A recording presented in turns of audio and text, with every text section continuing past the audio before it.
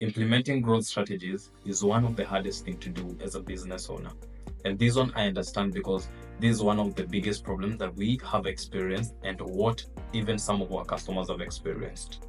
Now, before we go forward on how you can implement growth frameworks for your business, let's talk about what growth is and what the frameworks are. Growth is the increase in size and resources for a business. In simple terms, what I mean is growth is simply linear. Why am I saying this? Because most people usually confuse growth and scaling. Growth, while it's linear, scaling is exponential. What do I mean by this? That when it comes to scaling as a business, you increase in revenue without necessarily having to increase the kind of costs that it takes to increase the revenue that you're getting as a business. So what we are going to talk about today is simply what we call growth. Growth is reaching more people, is expanding to new locations, is getting to the level whereby more people know you, more people are aware of your brand. On the other hand, frameworks is simply the step-by-step things that you follow. What exactly do you follow as a business owner? What is that set kind of a principle that you implement according to so that you can achieve success in your business? What is that one thing that you follow through from one point to another to ensure that you get to the success that you want? Because growth is basically results oriented, and if you cannot move from one point to the point where you want results as a business, and in simple terms, when it comes to growth, we are speaking of increase, number one, in market share. That is the first thing. Number two, it could be possibly increase in the products that you're giving to the market, or it could be even increase in the company or the floor area of your business. So when it comes to growth, these are some of the things that you want to achieve and attain in the long run. And you only go for growth once you've set up the foundations of your business and you're sure that the foundations are set and now you're ready to move from this point to the other point. Now, let's talk of the importance of frameworks when it comes to implementing them. So if you want to implement growth frameworks, so quickly, let's talk about the importance of implementing growth frameworks as a business. The first thing is that you as a founder and as a business, you gain direction. And by direction, what I mean is you know what to expect and you know how you're going to move from one point to another. You know exactly how you're going to push from that position that you're at to where you want to get as a business. That is the first importance of using frameworks when it comes to approaching growth and when it comes to becoming scalable as a business. Number two thing, and the importance of implementing growth frameworks. Number two is clarity.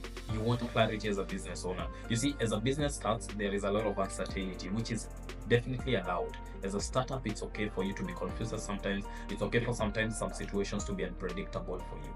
But as you're scaling up, as you're continuing to lay foundation, as you're continuing to become better at what you do, you definitely want to attain clarity as a business. You want to attain that level whereby you know that this is how things are going to flow, this is how things are going to get to. And this is the importance of implementing growth frameworks. You need to know what is it that I'm following step by step so that I can get to the level that I want to get to.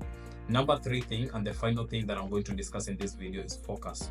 You want to attain focus as a business owner. What do I mean by this?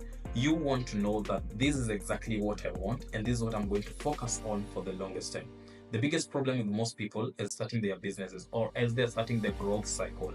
The biggest problem is that they want to attack at everything so that they can become whatever they want to be. All right. And I will tell you one thing for a fact.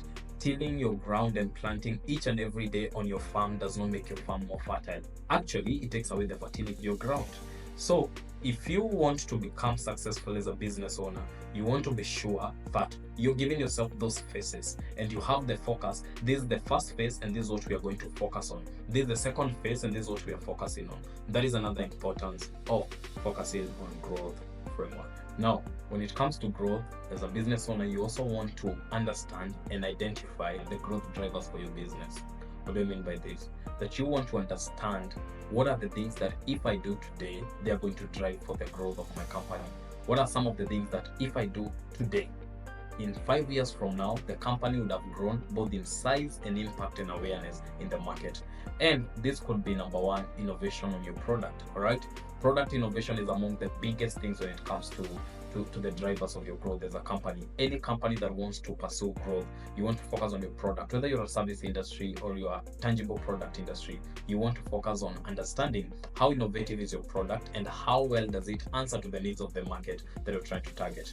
The second driver of growth for your business is simply customer acquisition. So as a company, even if you're growing in product innovation, you're trying to invest yourself into different markets, you want to ensure that at the same rate as you're investing yourself in different markets, you're also attaining customers.